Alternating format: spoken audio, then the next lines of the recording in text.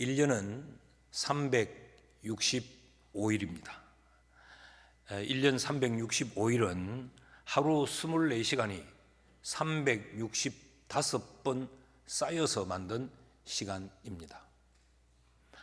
하루 24시간은 1시간인 60분이 24번 모여서 하루 24시간을 만들지요. 이렇게 우리의 인생의 이 시간들을 수식으로 계산을 해보면, 산수해보면 모든 시간은 동일합니다. 그저께 24시간과 오늘의 24시간이 다르지 않고 2024년 365일이나 2025년 365일이나 다르지 않고 동일합니다.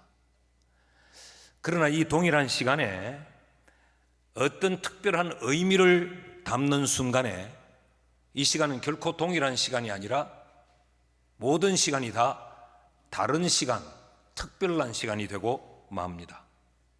동일한 시간에 감사를 담으면 감사의 시간, 감격의 시간, 행복한 시간이 되고, 그 동일한 시간이지만 거기에 원망과 불평을 담으면 분노의 시간이 되고, 미움의 시간이 되고, 정오의 시간이 되지요.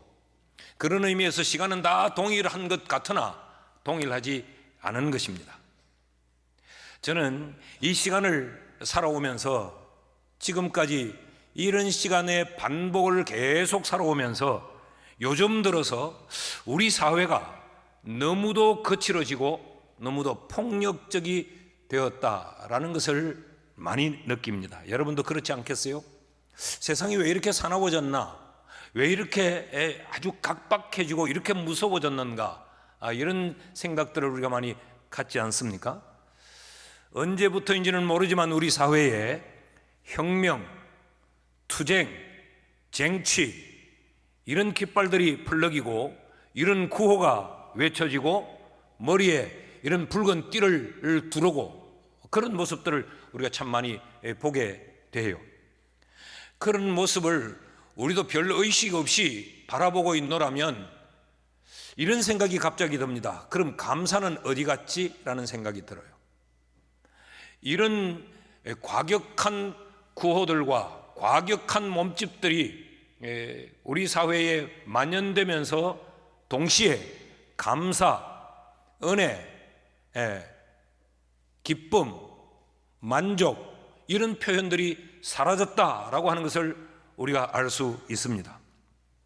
그러니까 이 사회가 이렇게 거칠고 폭력적이 된 것은 결국은 감사가 사라졌기에 우리 사회가 이렇게 된 것이란 말이죠.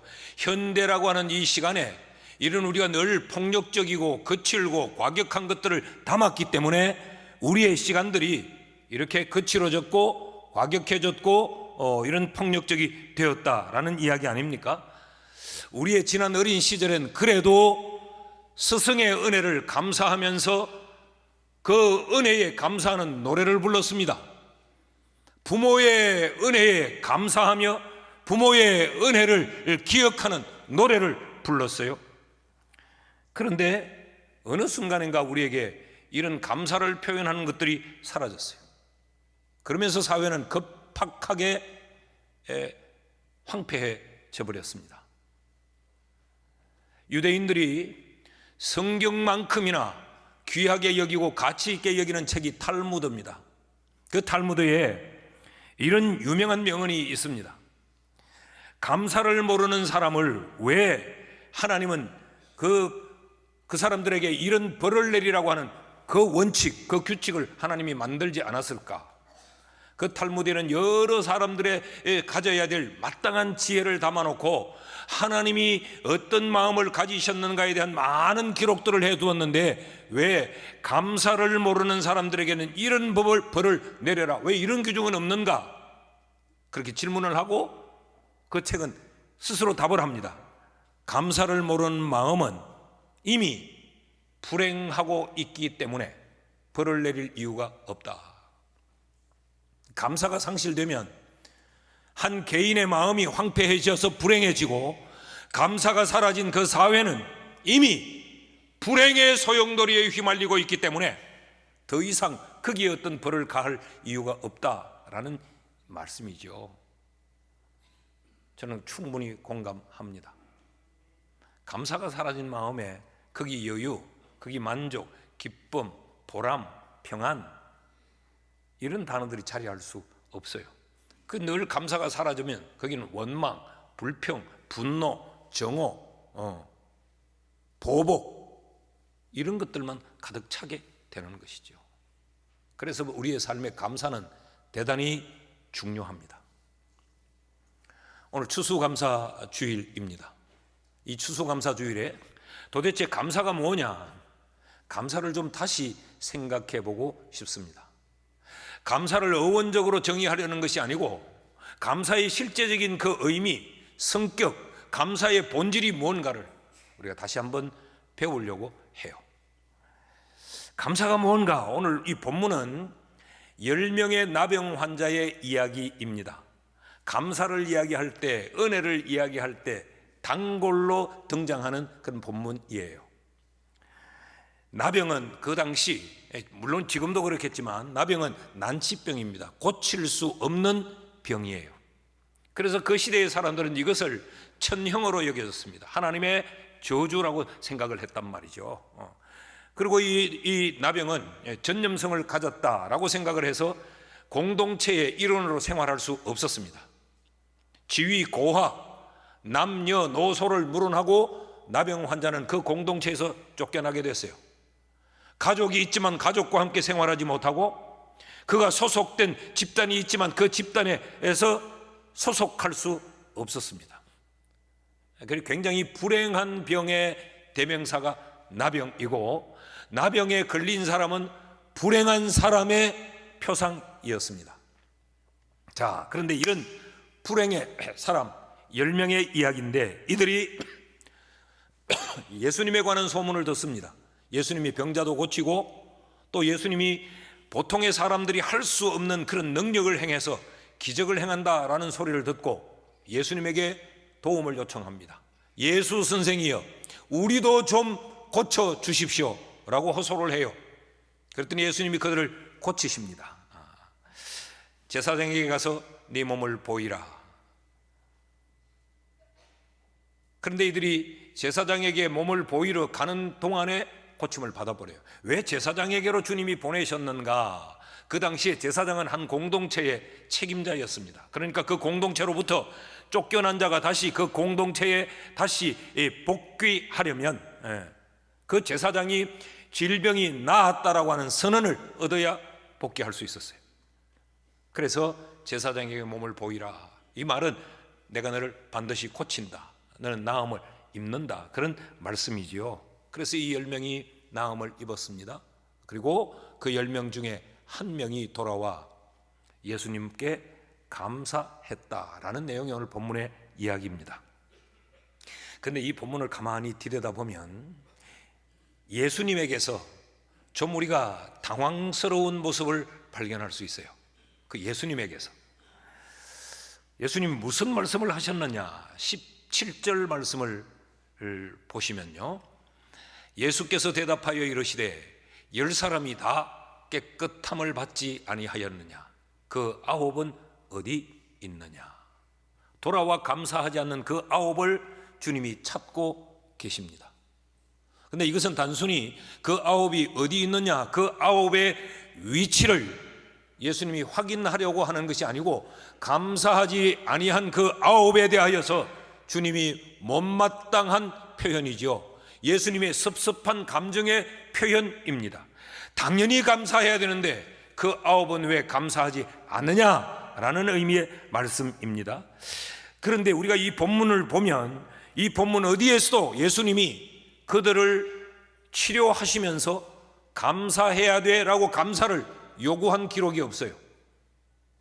내가 너희를 치료할 텐데 너희들이 낫거든 반드시 감사해야 돼, 감사를 강제한 적도 없어요. 13절에서 14절 말씀을 보시면요, 그 10명의 나병 환자들이 소리를 높여 이르되 예수 선생이여 우리를 불쌍히 여기소서 하거늘 예수님께서 보시고 이르시되 가서 제사장들에게 너희 몸을 보이라 하셨더니 그들이 가다가 깨끗함을 받은지라. 이게 전부입니다. 그들은 자신들의 그 불행한 삶에서 탈출하고 싶었고, 그 예수님이 그렇게 해주시기를 간절히 원했고, 예수님은 그들을 그 불행의 늪에서 탈출시키기 위해 전혀 조건 없는 호의를 베풀어 주셨어요. 내가 고쳐주면 너희들 어떻게 할래? 그런 기록이 없어요. 그들이 요청하자, 그래, 제사장에게 가서 너희 몸을 보이라. 이게 전부였습니다. 감사를 전제한 치유가 아니었고, 예수님은 그저 온전히 은혜를 베푸신 것이 전부입니다. 그런데 주님은 돌아와 감사하지 않는 그 아홉이 어디 있느냐고 아홉을 찾으십니다. 그리고 이 표현 속에 감사하지 않는 그 아홉에 대하여 못마땅함을 여기 드러내고 계신 것이죠. 여러분, 이것이 감사입니다. 이것이 감사의 성격이고 이것이 감사의 본질이에요.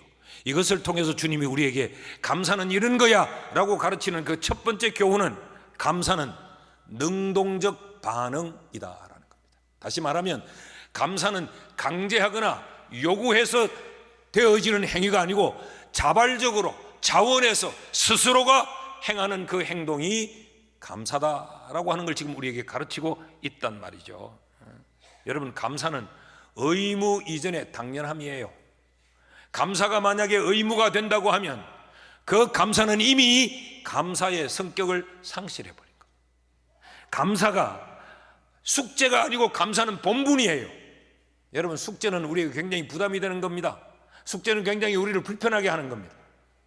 근데 감사는 그렇게 숙제처럼 해야 되는 일이 아니고 감사는 당연한 본분이다. 은혜를 입은 자, 특별한 호의를 받은 자, 그 사람에게 나타난 당연한 반응, 자원해서 자발적으로 그렇게 해야 되는 그것이 감사다.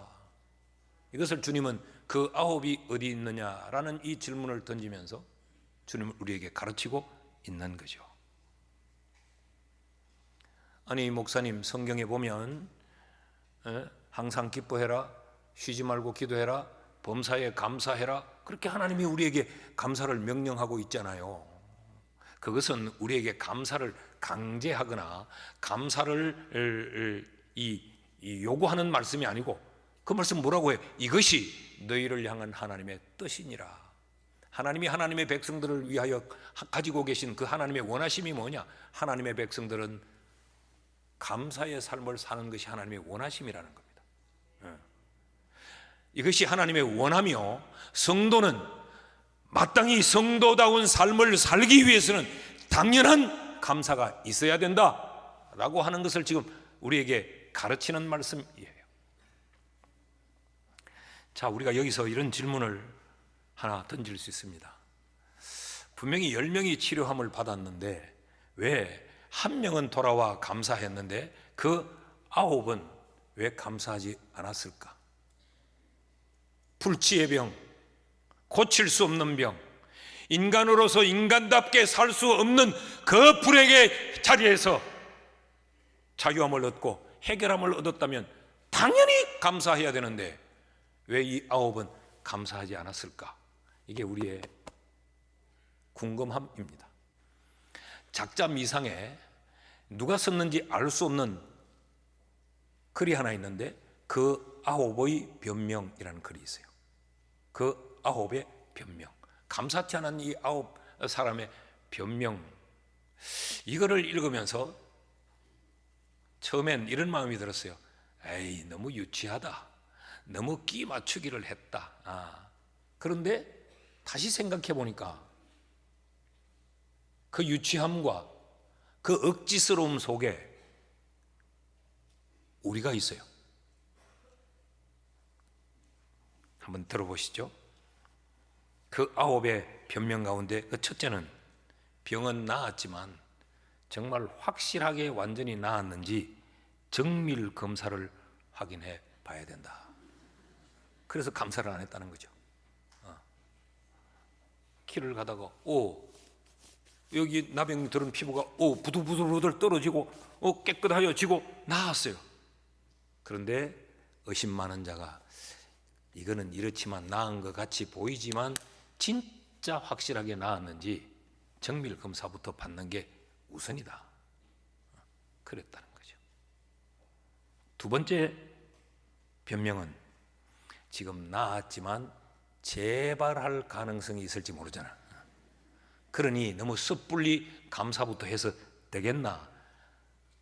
부질없는 신중론자. 여러분 우리 주변에도 그런 사람들 많아요. 괜히 부질없이 신중한 척하는 거예요. 그래 너무 그럴 게 아니고 이걸 다 한 번 더 따져봐야 되고 끝까지 잘 살펴봐야 되고, 이 부질없는 신중론에 시간을 보내는 자들이 많아요. 이 변명이 두 번째 변명이 그거예요. 나은 것 같기는 한데 혹시 재발할지 모르니 좀 더 두고 보자, 이랬다는 거죠. 세 번째는요, 나병은 못 고치는 병 아니야.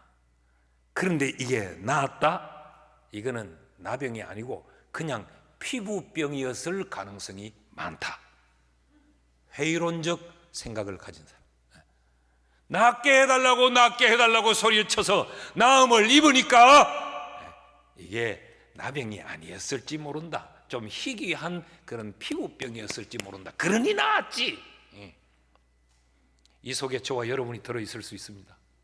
네 번째 변명은 아마 나을 때가 됐으니 안 나았겠나. 자연적 치유가 일어나지 않았을까라는 변명을 한다는 거죠. 다섯 번째 변명은요, 내가 나병이 발병해서 저 동리 밖으로 쫓겨가서 저 내가 토굴에서 살고 있는 동안 내가 집에 두고 온 문전옥답이, 그 논과 밭이 지금 어떻게 됐는지, 풀이 얼마나 자랐는지, 밭이 어떻게 됐는지 그걸 먼저 살펴보러 가느라고 감사를 안 했다. 이게 변명인 거죠. 여섯 번째 변명은 진짜 웃깁니다. 내가 그렇게 나가 있는 동안 내 아내가 나를 기다리며 수절을 하고 있는지 시집을 갔는지 그걸 빨리 확인하려고 거기부터 뛰어가느라고 감사를 못했다. 우리 교회도 이런 분이 있을까요? 일곱 번째는 아마 예수가 이렇게 고치는 걸 보면 이 병은 예수만이 고칠 수 있는 병이 아니고 다른 선생들, 다른 랍비들도 고칠 수 있는 그런 병이었을 거야. 그러니 특별히 예수에게 감사할 이유는 없다. 굉장히 하나님이 베푼 그 특별한 기적의 은총을 보편화시켜버리고 맙니다. 그래서 감사를 하지 않는다는 거죠. 여덟 번째, 예수가 특별히 해준 게 없잖아.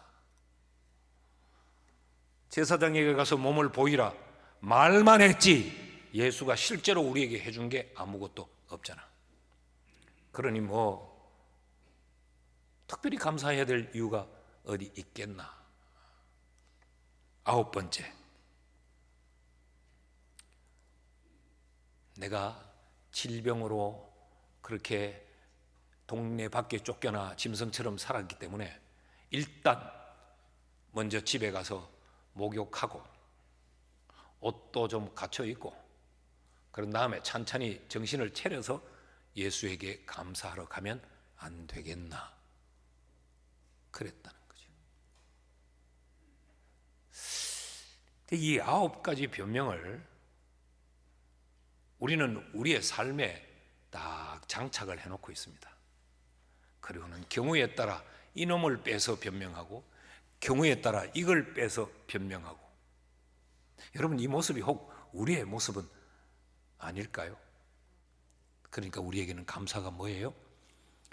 차원에서 자발적으로 하나님 앞에 드리는 당연함이 아니고 감사가 우리는 부담으로, 숙제로. 그러니까 이걸 자꾸 변명으로 나의 부담을 완화시키고 변명으로 그 숙제를 어떻게 하면 피해보려고 하는 이런 몸부림이 우리에게 있는 것 아닙니까? 감사는 차원에서 하는 겁니다. 자발적으로 하는 것입니다. 제가 우리 교회 부임을 해서 31년 동안 매 추수감사 전주일이 되면 주보에 추수감사절날 우리가 하나님 앞에 드릴 예물 봉투를 삽지해서 나눠드립니다. 정말 오랜 시간 제 마음에 예물 봉투를 삽지하면서 늘 떨칠 수 없는 부담이 있어요. 교인들이 부담을 느끼지 않을까? 아니 내가 교인들에게 헌금하라고 지금 압박하는 건 아닐까? 또 어떤 교인은 추수감사절 헌금하라고 봉투를 미리 막 주는구나. 미리 주는구나. 불쾌하게 여기지는 않을까? 그런 생각을 이 오랜 시간 동안 제가 떨치지 못했어요.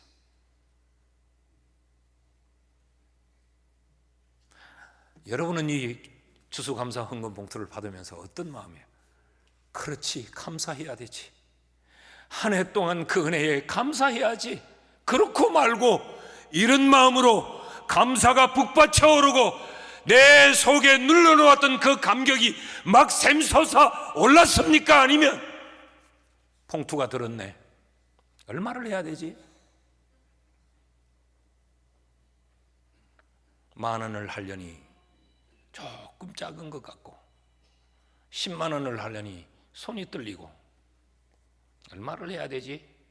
그래서 대충 넣어서 딱 뒤집어서 내버리고 말지는 않습니까?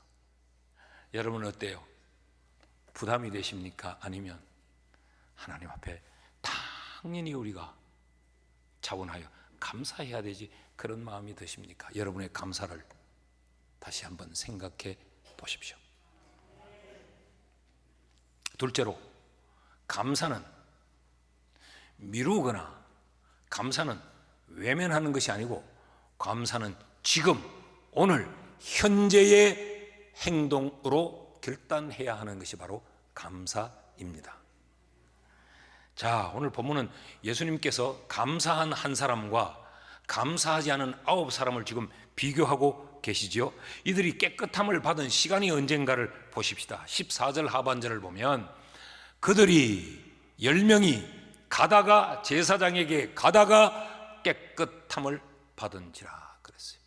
이들이 제사장에게 보이기 위해 10명이 이제 간 거죠.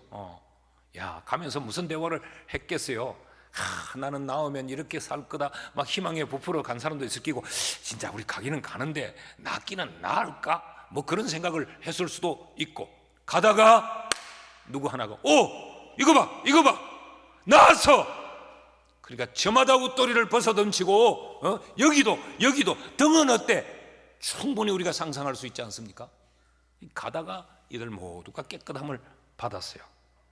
그 순간을 다시 한번 봅시다. 그 깨끗함을 받은 그 순간을 15절을 보면 그 중에 한 사람이 자기가 낳은 것을 보고 큰 소리로 하나님께 영광을 돌리며 예수님께로 돌아왔더라 그랬어요. 큰 소리로 영광을 돌리며 감사했다는 이야기겠죠. 그리고 예수님께로 돌아와 뭘 했느냐? 16절에 보면 예수의 발 아래 엎드려 감사하니 그는 사마리아 사람이라 그랬어요. 그런데 나머지 9의 반응은 없습니다. 나머지 9이 어떻게 했다는 기록이 없어요. 분명한 것은 그들은 예수께로 돌아와 감사하지 않았다는 겁니다. 그런데 성경은 굉장히 의도를 가지고 그 한 사람이 이방인 사마리아 사람이었다고 말을 해요. 그리고 주님이 9은 어디 있느냐라고 말씀하실 때 이방인 사마리아 사람 외에 그 9은 어디 있느냐라고 물었어요. 그렇다고 하면 그 9은 유대인이 분명합니다. 하나님의 백성들이 분명합니다. 하나님을 아는 사람들이 분명해요. 하나님에 의해 선택받은 민족이었다는 이야기입니다. 그런데 그들은 그 순간, 은혜가 부어진 그 순간에, 하나님의 은혜를 경험한 그 순간에 그들은 감사를 외면했고 예수를 향하여 감사하기 위해 돌아오지 않았다는 겁니다. 오늘 우리의 언어로 바꾸면 그 9은 교회 다니는 사람이었고 그 9은 예수 믿는 사람이었고, 그럼에도 그들은 그 감사 앞에 당연한 반응을 보이지 않았다는 겁니다. 그러면 어땠다는 겁니까? 그들은 그 은혜를 받은 그 순간을 감사로 드리지 않았다는 이야기죠. 그 순간을 놓쳤다는 이야기입니다. 아마 치료에 취하여서 감사를 미뤘는지 몰라요. 그 나았다고 하는 그 감격과 그 즐거움에 빠져서 그들은 감사해야 된다고 하는 것을 잊었는지 몰라요. 그들은 그 나은 그 순간에 가족과 재회하려는 그 기쁨, 그것만이 그들에겐 그 순간 가득해서 그들이 동료로 향해 뛰어들어가 갔는지 예수를 향한 감사는 그들에겐 없었습니다. 이 그림을 통해 성경이 우리에게 가르치는 감사는 그 순간에, 그때 즉시 그 현재의 시간에서 하나님 앞에 당연함으로 드려야 되는 것이 감사다라고 우리에게 가르치고 있습니다. 그래서 그들은 그 순간에 감사를 붙들지 못했기에 그들은 주님께로 돌아오지 못했던 것입니다. 한번 따라 하십시다. 감사는 현재의 시간에서 행동해야 한다. 감사는 지금의 시간에서 해야 돼요. 여러분, 감사를 우리가 모르진 않습니다. 우리가 은혜를 모르진 않아요. 고맙다는 것을 모르는 사람은 없습니다. 그러나 감사를 우선하지 않습니다. 감사를 우선하지 않습니다. 하면 되잖아. 고마운 일이지. 나도 알아. 그런데 지금 은혜를 입은 이것에 취해서 이것을 즐기느라고, 이것이 먼저이지 감사는 먼저가 아닌 것이죠. 여러분, 감사는 때를 놓치면 금방 망각되어 버립니다. 감사는 때를 놓치면 우리에게 후회가 되고 부끄러움이 됩니다. 감사를 놓친 자들을 우리가 쉽게 말하기를 짐승이지 사람이야? 은혜를 모르는데 라고 우리가 말하지 않습니까? 그래서 감사를 그 때를 놓치면 우리가 부끄러워지게 됩니다. R.A. 토레이 목사님의 설교 중에 이런 이야기가 있습니다. 이 미시간주에 큰 태풍이 불고 풍랑이 일어나서 육지에 거의 다다랐던 그 유람선 한 척이 태풍에 의해 파손이 됩니다. 그러자 수영 선수였던 한 젊은 남자가 아무런 장비도 없이 그 바다에 뛰어들어서 23명을 구조해냅니다. 놀라운 일이죠. 이런 사건이 있었는데, 이 사건을 목사님의 설교의 어떤 맥락에서인지는 모르지만 설교 때 이제 예화로 말씀을 하셨어요.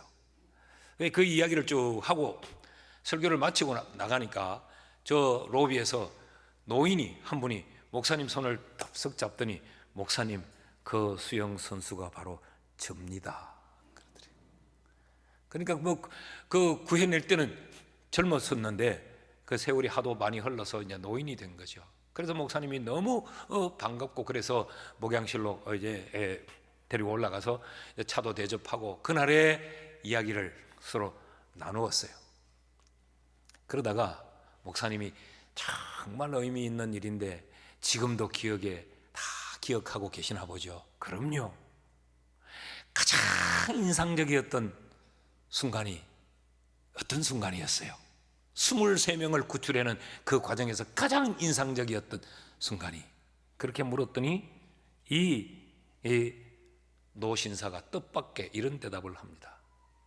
인상에 남는 순간은 참 많지요. 그런데 그 중에서 가장 인상적인 그 순간은 그 23명이 단 한 명도 내게 감사의 인사를 하러 오지 않았다는 것입니다.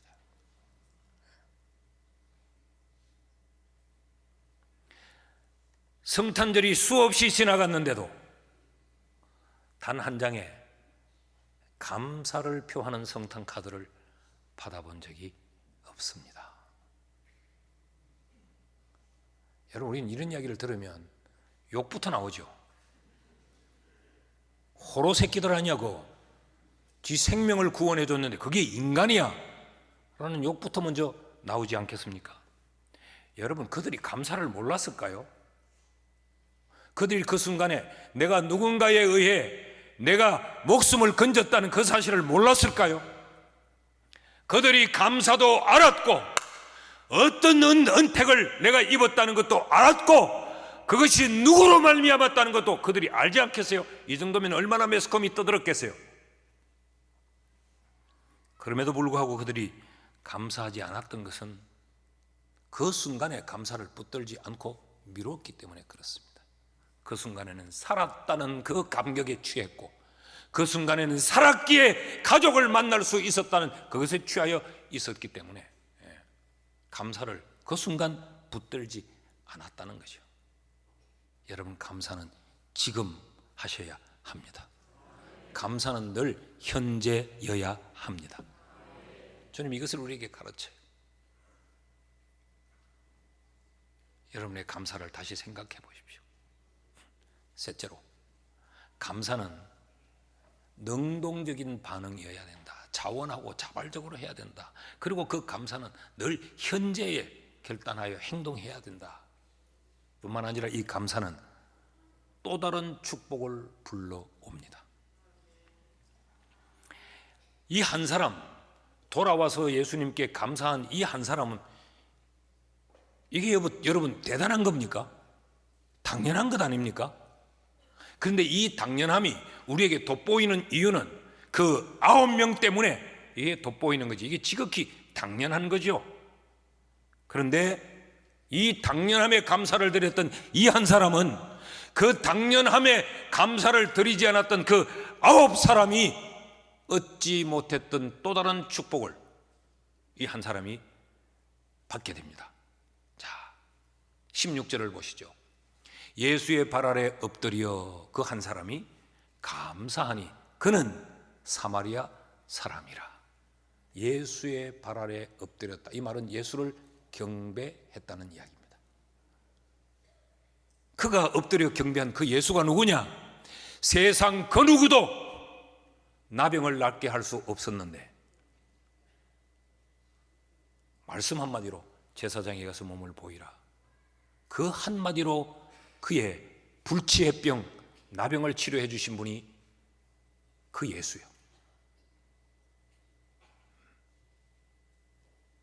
그 예수를 경배할 수 있는 이 은혜, 이 복을 감사한 사마리아 사람은 누렸어요. 뒤집어 말하면 그 9명의 유대인들은 그 예수를 경배할 그 기회를 놓친 거지요. 여러분, 감사는 하나님을 향한 예배입니다. 예배가 감사요, 감사가 예배요. 그러니까 감사하는 자는 그 하나님을 예배하는 삶을 살게 되는 거죠. 나는 오늘 3부 예배를 드리는 우리 모두에게 예배가 감사가 될 수 있기를 바랍니다. 감사가 예배가 될 수 있기를 바랍니다. 찬양도 감사 아니요, 우리가 하나님 앞에 예물 드리는 것도 감사 아니요, 이 예배 자체가 하나님 앞에 드리는 감사 아니에요. 이는 감사의 삶을 살게 돼요. 뿐만 아니라 19절 말씀을 보시죠. 19절 말씀을 보시면 예수님이 그 한 사람 사마리아인에게 이르시되 일어나 가라, 네 믿음이 너를 구원하였느니라 하시더라. 일어나서 가거라. 이 말이 우리에겐 이런 의미로 들려지죠. 그래, 됐다, 고맙다, 와서 감사해 줬으니 내가 네 마음 알았다, 이제 가도 된다, 그런 의미로 들려지는데 여기 가라라고 하는 이 말이 포류라는 단어를 쓰고 있어요. 포류. 이 포류라는 단어는 여행하다, 그런 의미를 담고 있습니다.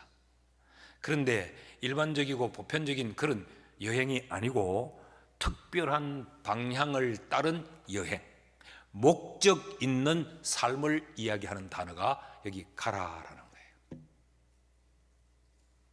자, 이 나병 환자는 지금까지 사람이지만 사람의 삶의 목적을 가지지 못하고 살았죠. 짐승과 방불한 삶을 살았어요. 그 유리하고 배회한 삶을 살던 그가 나음을 입었어요? 입자. 그가 예수님께 돌아와 감사했어요. 그랬더니 예수님께서 감사하는 그에게 특별한 인생의 여행, 주님이 원하는 삶의 목적을 따르는 여행을 주님이 그에게 말씀해 주신 거죠. 이 말은 그의 삶이 가치 있고 의미 있는 삶으로 나아가게 된다는 거죠. 이게 감사입니다. 여러분, 감사의 삶을 살면 우리의 삶이 의미가 있어지고 가치가 있어지고 주님이 우리에게 또다시 새로운 삶의 방향을 제시해 주는 놀라운 은혜가 감사 속에 담겨져 있습니다. 여러분, 우리도 그렇잖아요. 늘 감사하는 사람에게 우리는 뭔가 특별한 호의를 베풀고, 우리는 감사하는 사람에게 뭔가 우리의 속에 있는 것들을 내어서 일러주고 싶은 마음이 우리에게 있잖아요. 만나면 불평하고, 만나면 원망하고, 만나면 늘 삐딱한 소리만 하면 내 속에 있는 걸 거기에 쏟지를 못하죠. 이게 감사가 우리에게 경험하게 만드는 또 다른 축복이라는 겁니다. 뿐만 아니라 19절을 다시 보면요, 이렇게 말합니다. 그에게 이르시되 일어나 가라, 네 믿음이 너를 구원하였느니라 하시더라. 여기 구원하다라고 하는 이 말은 우리가 일상적으로 쓰는 그 구원의 의미와 조금 달라요. 여기 구원하다라고 하는 말은 소조라는 단어를 쓰고 있어요. 여기 구원하다 이 말은 해받지 않게 하다, 보존하다, 지키다, 그런 의미가 있습니다. 감사하는 그에게 주님은 해받지 않는 삶을 말씀하시고, 감사하는 그를 하나님은 보존하실 말씀을 그에게 하고 있는 거죠. 내게 은혜를 입은 것만 해도 너는 특별한 존재인데 그 은혜에 대하여 감사하니까 나는 너를 보존하고, 나는 너를 해받지 않도록 지키고, 나는 너를 불꽃 같은 눈동자로 감찰할 거야. 그 말씀이에요. 여러분, 감사가 멋지지 않아요? 감사가 이처럼 놀라운 비밀을 가지고 있는 거란 말이죠. 우리가 감사하면 그 하나님이 우리를 보존해 주세요. 우리가 그렇지 않던가요? 늘 감사하고 감사하면 지켜주고 싶고, 보호해주고 싶고, 더 주고 싶고, 그렇지 않던가요? 근데 내가 감사 받으려고 한 건 아닌데, 야, 그래도 어째 저렇게 감사를 모르나? 그러면 어떤 마음이 듭니까? 경상도 말로 야, 말통 없어 보이지 않습니까? 참, 내가 그러려고 한 건 아니요, 감사를 받으려고 한 건 아니요. 그런데 감사를 안 하면 서운해요, 섭섭해요. 그렇지 않습니까? 주님은 감사를 기대하고 그를 고쳐준 건 아니지만 그가 감사하니까 주님은 그를 지키고 주님은 그를 보존하려고 하신 거죠. 여러분, 그러므로 감사는 우리가 하나님께 드리는 것이 맞습니다. 그러나 감사는 그 하나님으로부터 우리가 또다시 하나님의 복을 받게 하는 수단입니다. 오늘 3부 예배를 드리는 우리 모두에게 이런 의미에서 감사가 다시 생각되어 우리의 삶에 감사가 넘쳐날 수 있기를 주의 이름으로 축원합니다. 축원합니다.